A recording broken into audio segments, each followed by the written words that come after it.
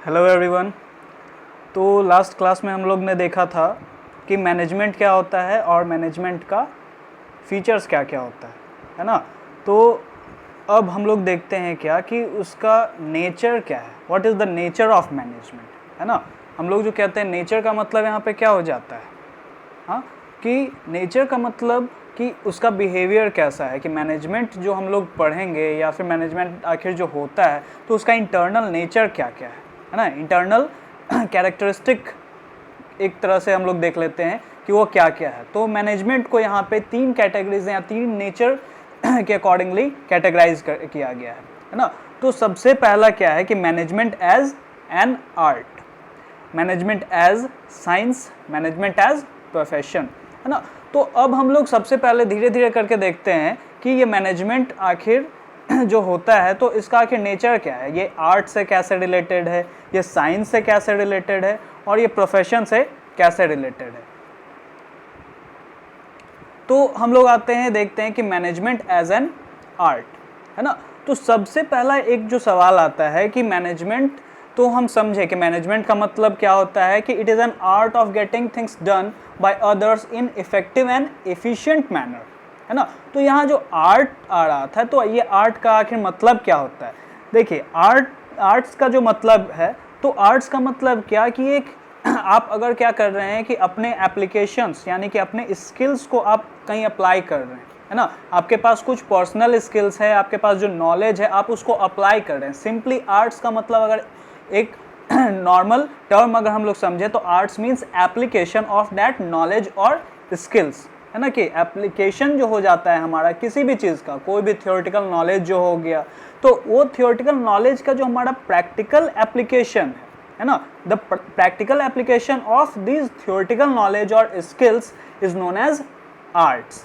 तो अब जैसे कि फॉर एग्जांपल क्या हो जाता है कि किसी को कि जो म्यूजिक है ना, तो म्यूजिक का नॉलेज है ना। तो म्यूजिक का नॉलेज का मतलब यहाँ पे क्या हो जाता है कि अब म्यूजिक में भी क्या होता है, 7 सुर होते हैं, है ना। तो अब ये क्या है कि उस सुर के अकॉर्डिंगली वो क्या करते हैं कि अलग अलग म्यूजिक्स बनाते हैं। जो भी सिंगर्स होते हैं, म्यूजिशियंस होते हैं, तो वो अपने सुर के अकॉर्डिंगली, वो जो उनका नॉलेज है उस नॉलेज के अकॉर्डिंगली वो क्या कहते हैं, गाना गाते हैं या फिर अलग अलग तरह का म्यूजिक क्रिएट करते हैं, है ना। तो ये क्या हो गया, this is known as art. जैसे एक म्यूजिशियन करता है, फिर जैसे एक डांसर करता है, जैसे एक सिंगर परफॉर्म करता है, तो ये सभी क्या हो गया, ये सभी आर्ट्स कहलाता है ना। तो सबसे पहला हम लोग देख रहे हैं आर्ट्स का मतलब an art require application of personal skill and knowledge to achieve the desired result, है ना। तो आर्ट्स का यहाँ पे क्या हो गया मतलब कि आर्ट क्या हो जाता है, एप्लीकेशन ऑफ पर्सनल स्किल,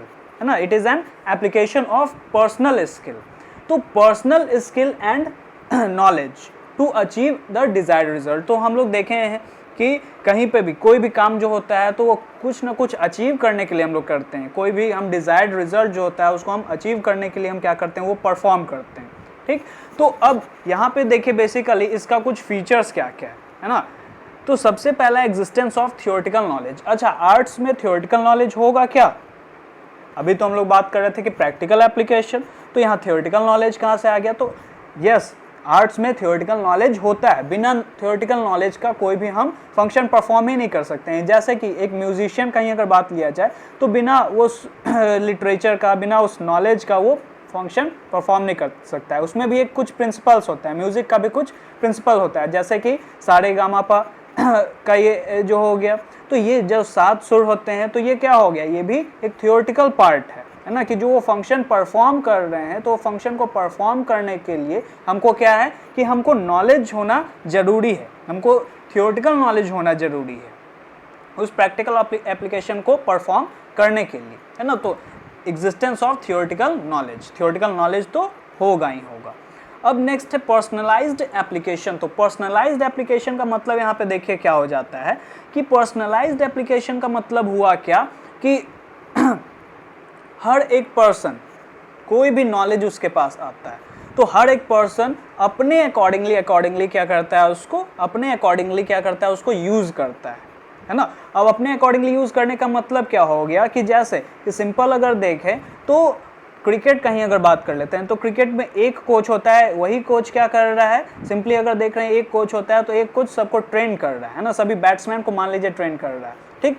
लेकिन वो नॉलेज तो लिए अब, लेकिन अपने अकॉर्डिंगली वो क्या कर रहे हैं, फंक्शन परफॉर्म कर रहे हैं, कि वो पर्सनलाइज्ड एप्लीकेशन हो जाता है उनका, है ना। जैसे कि अगर धोनी का बात करें तो हेलीकॉप्टर शॉट, है ना, उसका पर्सनल स्किल है, पर्सनल एप्लीकेशन, वो उस क्रिकेट को अलग नज़रिए से देख रहा है, ठीक। तो उसका वो पर्सनल एप्लीकेशन है, यानी कि पर्सनल एप्लीकेशन का मतलब यहाँ पे क्या हो गया कि हर एक पर्सन जो है वो अलग अलग है ना। तो इस चीज़ के लिए वो क्या हो जाएगा, हर एक पर्सन जो अलग अलग है, तो हर एक पर्सन अलग अलग तरह से उस चीज़ को अपनाएगा और यूज़ करेगा, ठीक।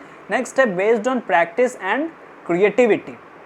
Based on practice and creativity, अब ये based on practice and creativity का मतलब आखिर क्या हो जाता है, तो अब देखिए क्या कि ये प्रैक्टिस का चीज़ है, जिनके पास भी जो नॉलेज होता है तो लगातार प्रैक्टिस अगर कर रहे हैं और हर टाइम वो क्रिएटिव हैं। जैसे कि फॉर एग्जांपल ए.आर. रहमान का अगर बात किया जाए, है ना, तो ए.आर. रहमान हमेशा म्यूज़िक को क्या कि अगर म्यूजिशियन बन गया तो वो प्रैक्टिस करना छोड़ देता है क्या, बिल्कुल नहीं, है ना। तो वो क्या हो रहा है कि बेसिकली कि उस चीज़ को प्रैक्टिस कर रहा है ना, वो हमेशा प्रैक्टिस कर रहा है और क्रिएटिव भी है। जैसे कि ए.आर. रहमान का अगर म्यूज़िक अगर हम लोग देखते हैं, सुनते हैं, है ना, तो ये चीज़ उसमें हर बार हम लोग ऐसा महसूस करते हैं कि वो क्या किया है, कुछ ना कुछ क्रिएटिव किया है ना, हर बार वो कुछ ना कुछ क्रिएटिव कर रहा है। तो आर्ट्स में क्या हो जाता है, arts is based on practice and creativity, ठीक।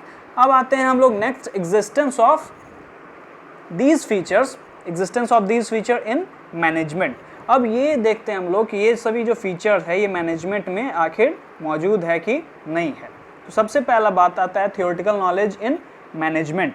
Theoretical knowledge in management, management में थियोरेटिकल नॉलेज होता है क्या, ऑब्वियसली होता है कि हर एक मैनेजमेंट का कोई ना कोई आधार है, उसका भी अपना प्रिंसिपल होता है, उसका भी एक लिटरेचर है, ठीक। तो मैनेजमेंट का मैनेजमेंट के पास थियोरेटिकल नॉलेज होता है। Next is personalised application.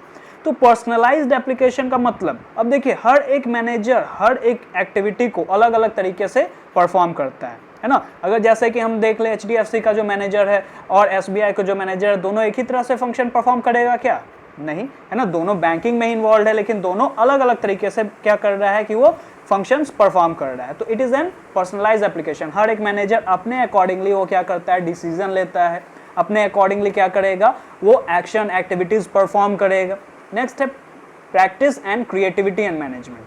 तो अब प्रैक्टिस और क्रिएटिविटी होता है कि ऑब्वियसली होता है कि हर एक मैनेजमेंट लगातार वो एक अपने एक्सपीरियंस से क्या होता है कि अपने एक्सपीरियंस से डेवलप करते चला जाता है, ग्रो करते चला जाता है ना। हर बार उसके पास कोई सिचुएशन आता है, वो उससे सीखता है, उस चीज़ को अप्लाई करता है और वो क्या होता है, क्रिएटिव होते चला जाता है। हेंस कंक्लूजन क्या निकला कि the features of art matches with that of management, है ना। ये जो है हमारा मैच कर रहा है इससे, तो इसीलिए हम लोग कह सकते हैं कि मैनेजमेंट जो है उसको भी हम लोग आर्ट्स कह सकते हैं। नेक्स्ट हम लोग देखते हैं, नेक्स्ट देखते हैं कि मैनेजमेंट एज अ साइंस। तो आखिर साइंस क्या होता है ना। तो साइंस क्या है, it is a systematic body of knowledge, systematic body of knowledge having logically observed principle and finding. Simply अगर साइंस का हम लोग अगर मतलब देखते हैं तो साइंस का मतलब यहाँ पे हो जाता है क्या कि बेसिकली जो इफेक्ट और कॉज पे बेस्ड हो, यानी कि कॉज एंड इफेक्ट रिलेशनशिप होना चाहिए, है ना। कॉज एंड इफेक्ट रिलेशनशिप का यहाँ पे मतलब क्या हो गया कि अब जैसे कि क्या हो रहा है कि अगर हम कोई भी चीज़ ऊपर फेंक रहे हैं तो वो नीचे आएगा, है ना। उसका कॉज क्या हो गया, कॉज क्या हो गया, ग्रेविटी, है ना, और इफेक्ट क्या होगा, वो नीचे आ रहा है, ठीक। तो ये कॉज एंड इफेक्ट साइंस में हमारा क्या हो जाता है, साइंस एक ऐसा थियोरेटिकल बॉडी ऑफ नॉलेज है, सिस्टमैटिक बॉडी ऑफ नॉलेज है, जो क्या है कि उसमें लॉजिकली ऑब्जर्व्ड प्रिंसिपल है। लॉजिकली ऑब्जर्व्ड का मतलब क्या कि हर चीज़ को, है ना, एक्सपेरिमेंट के थ्रू हम लोग प्रूफ किए हैं, हर चीज़ को एक्सपेरिमेंट के थ्रू क्या हुआ है, प्रूफ हुआ है, तभी जाके वो प्रिंसिपल्स बना है ना। तो science is based on cause and effect relationship. Next है इसका कुछ फीचर्स हम लोग देख लेते हैं, तब हम लोग मैनेजमेंट के साथ कंपेयर करेंगे इस चीज़ को।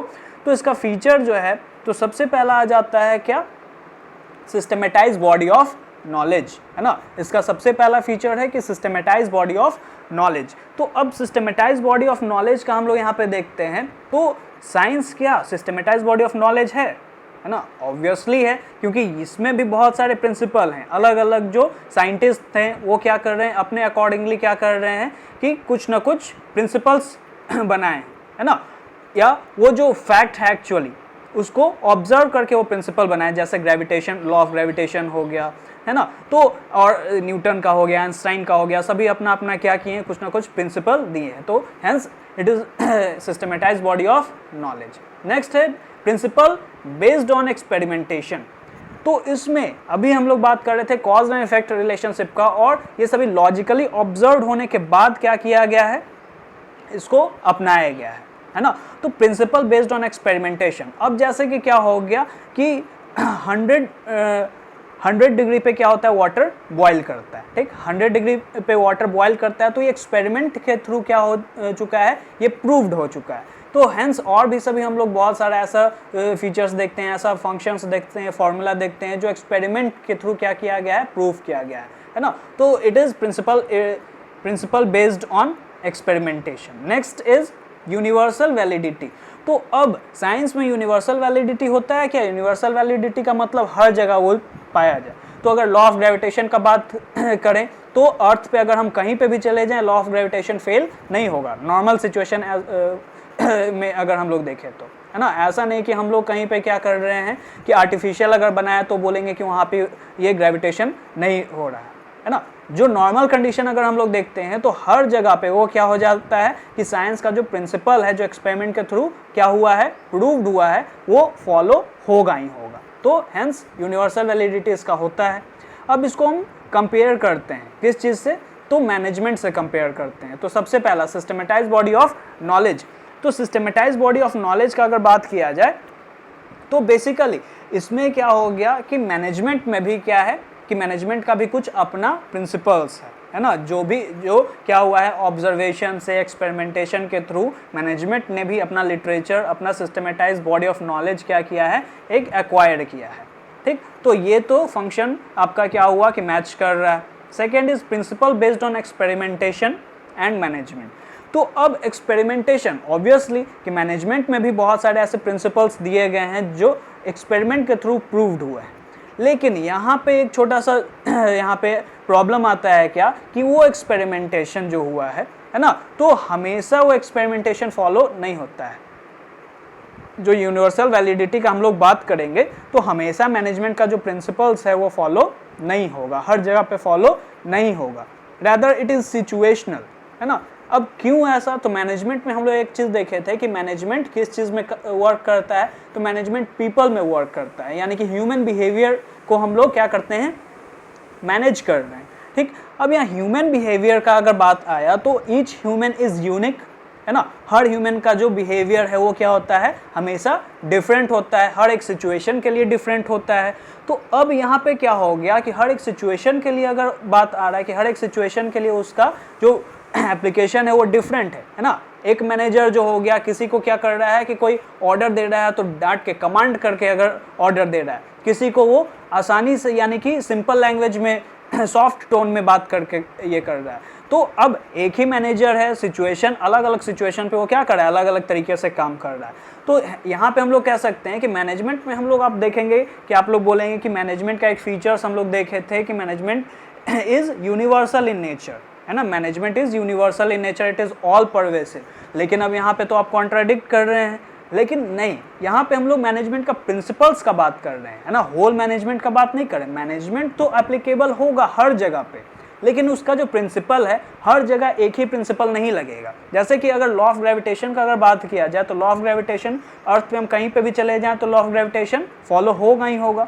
लेकिन अगर मैनेजमेंट का एक प्रिंसिपल का बात किया जाए, है ना, तो एक मैनेजमेंट का प्रिंसिपल का बात किया जाए तो हर एक ऑर्गेनाइजेशन में वही प्रिंसिपल एप्लीकेबल हो ऐसा कोई जरूरी नहीं है ना। हो सकता है वो बैंक ही हो, है ना, हर बैंक में भी एक ही प्रिंसिपल फॉलो हो, ये भी पॉसिबल नहीं है, और क्योंकि ये ह्यूमन बिहेवियर पे बेस्ड है, ठीक। तो अब इसका कंक्लूजन हम लोग क्या निकालेंगे कि management can not be considered as perfect science rather than it is a social science. तो अब ये परफेक्ट साइंस नहीं है। परफेक्ट साइंस का मतलब क्या कि जो एक्सपेरिमेंटेशन पे बेस्ड हो, है ना, जो हमारा क्या हो, एक्सपेरिमेंटेशन पे बेस्ड हो।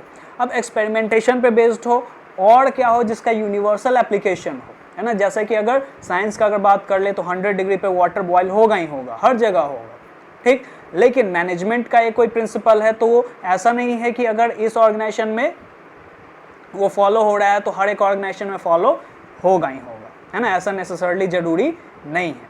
Next, it is also known as inexact science और सॉफ्ट साइंस, इसीलिए इसको इनएग्जैक्ट साइंस कहा जाता है। क्यों? क्योंकि मैनेजमेंट जो है वो साइंस के हर एक फीचर से एग्जैक्टली मैच नहीं करता है ना। कुछ मैच करता है, कुछ वो मैच नहीं करता है ना। हर एक जगह पे वो एक जैसा, एक समान नहीं होता है ना। तो इसका कंक्लूजन हम लोग क्या निकालें कि management can not be considered as a perfect science rather than it is a social science.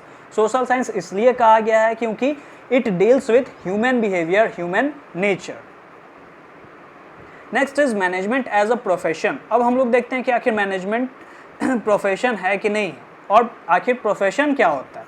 तो profession is a well defined body of knowledge which can be acquired through training and instruction and it follows ethical standards. तो अब देखिए क्या हो गया कि profession का मतलब क्या, कि प्रोफेशन का मतलब क्या है कि जो स्किल है ना, जो इंस्ट्रक्शन है, जो भी हम नॉलेज एक्वायर कर रहे हैं वो ट्रेनिंग से एक्वायर कर रहे हैं, है ना। उसके लिए हमको कुछ ट्रेनिंग हमको लेना पड़ता है, ठीक। वो कुछ एथिकल स्टैंडर्ड्स फॉलो करने पड़ते हैं, कुछ रूल्स एंड रेगुलेशन फॉलो करने पड़ते हैं, ठीक। प्रोफेशन फॉर एग्जांपल अगर प्रोफेशन का अगर ले तो डॉक्टर हो गए, लॉयर हो गए, है ना। तो डॉक्टर, लॉयर, टीचर्स, इन सभी का क्या हो गया कि इन सभी यानी कि ये पोजीशन पे पहुंचने के लिए एज अ मतलब यानी कि डॉक्टर बनने के लिए, टीचर बनने के लिए, लॉयर बनने के लिए, इन सभी के लिए हमको क्या करना पड़ता है, ट्रेनिंग लेना पड़ता है। यानी कि हमारे पास नॉलेज होना चाहिए, है ना, एक्वायर्ड नॉलेज होना चाहिए, एथिकल स्टैंडर्ड्स वो फॉलो करें, है ना, वो कोड ऑफ कंडक्ट फॉलो करें।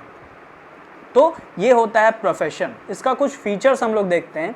तो well defined body of knowledge, ये तो सभी में आ रहा है, well defined body of knowledge, है ना। Well defined body of knowledge का मतलब क्या कि जो भी प्रोफेशन में इन्वॉल्व होते हैं उनके पास क्या होगा कि एक नॉलेज, यानी कि उनके पास कलेक्टिव नॉलेज होगा, है ना। तो profession is also well defined body of knowledge, है ना। हर एक प्रोफेशन जो होता है वो उसमें क्या होगा, उसका अपना लिटरेचर होगा, उसका अपना सिस्टमेटाइज बॉडी ऑफ नॉलेज होगा, ठीक।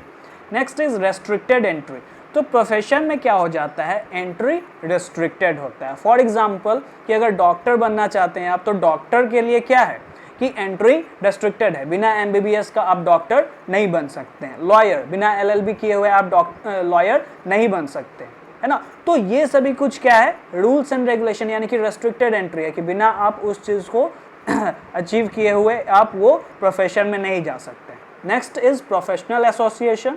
तो प्रोफेशनल एसोसिएशन, हर एक प्रोफेशन का एक अपना एसोसिएशन होता है। जैसे कि अगर हम लोग डॉक्टर का ही बात करते हैं तो डॉक्टर बनने के लिए आपको कहाँ पे रजिस्टर करवाना पड़ेगा, तो मेडिकल काउंसिल ऑफ इंडिया में आपको ये करवाना पड़ेगा, इनरोल करवाना पड़ेगा, है ना। तो डॉक्टर्स के लिए मेडिकल काउंसिल ऑफ इंडिया है।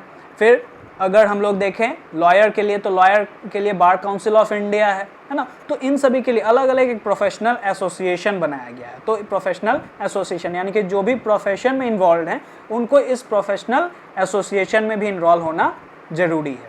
Next is ethical code of conduct. Ethical code of conduct का मतलब यहाँ पे क्या हो गया कि अब देखिए क्या हो जाता है कि जो भी प्रोफेशनल एसोसिएशन है ना, तो प्रोफेशनल एसोसिएशन जो हो गए तो हर एक प्रोफेशनल एसोसिएशन का अपना एथिकल कोड ऑफ कंडक्ट है। एथिकल कोड ऑफ कंडक्ट का मतलब रूल्स एंड रेगुलेशन जो आपको वो फॉलो करना पड़ेगा, वो आपको बिहेवियर अपनाना पड़ेगा। अगर आप डॉक्टर बनना चाह रहे हैं तो कुछ ऐसे सर्टेन आपको रूल्स एंड रेगुलेशन है, ऐसा स्टैंडर्ड्स दिया गया है कि आपको वो फॉलो करना पड़ेगा एथिकली, यानी कि जो एक आचरण जो होता है ना, जो अपना बिहेवियर जो है उस चीज़ को हमको क्या करना है, फॉलो करना है। तो ये लेड होता है ना, यानी कि क्या हो जाता है, ये प्रोफेशनल एसोसिएशन के द्वारा दिया जाता है, ठीक।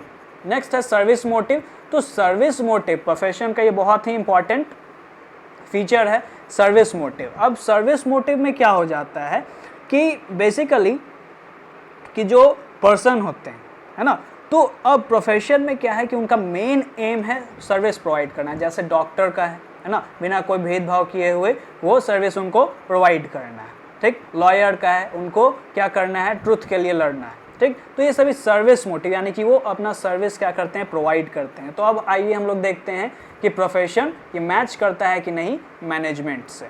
तो अब इसमें हम लोग देखें क्या कि existence of these features in management, well defined body of knowledge. सबसे पहला ये तो चीज़ आपका होता ही होता है ना, well defined body of knowledge. Second is restricted entry.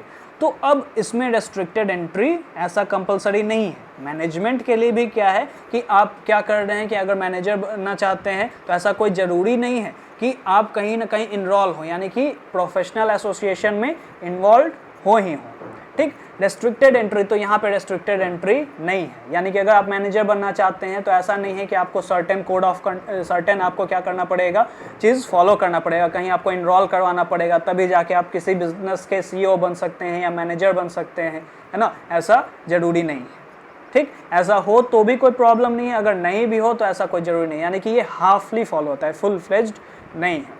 Next है प्रोफेशनल एसोसिएशन। तो ऑब्वियसली मैनेजमेंट के भी अपने प्रोफेशनल एसोसिएशन है ना, इंस्टीट्यूट ऑफ मैनेजमेंट, है ना। तो इंस्टीट्यूट ऑफ मैनेजमेंट भी होते हैं, ठीक। लेकिन जैसे कि IIM हो गया, है ना, अहमदाबाद का जो इंडियन इंस्टीट्यूट हो गया मैनेजमेंट का, तो ये सभी क्या है, ये प्रोफेशनल एसोसिएशन है। लेकिन अगर ऐसा आपको कंपलसरी नहीं है कि अगर आप उस एसोसिएशन से नहीं हो तो आप क्या हो कि आप मैनेजर नहीं बन सकते।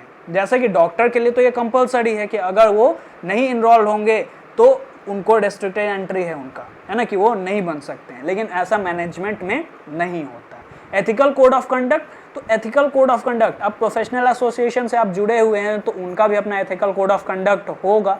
लेकिन जैसे कि प्रोफेशनल एसोसिएशन में भी इनरोल होना ये कंपलसरी नहीं है, तो उसी तरह एथिकल कोड ऑफ कंडक्ट को भी फॉलो करना, उनके एथिकल कोड ऑफ कंडक्ट को फॉलो करना ये कोई ज़रूरी नहीं है। Next is service motive. तो अभी तक तो मैनेजमेंट में ये सर्विस मोटिव नहीं आया है, क्योंकि अभी भी मैनेजर क्या करते हैं, सैलरी ही लेते हैं, फ़ी नहीं लेते हैं। जैसा कि डॉक्टर फ़ी लेते हैं, है ना, लॉयर फ़ी लेता है, टीचर फ़ी लेता है, उसी तरह मैनेजर फ़ी नहीं लेता, वो सैलरी लेता है ना। और manager service provider, service motive से काम नहीं करता है ना।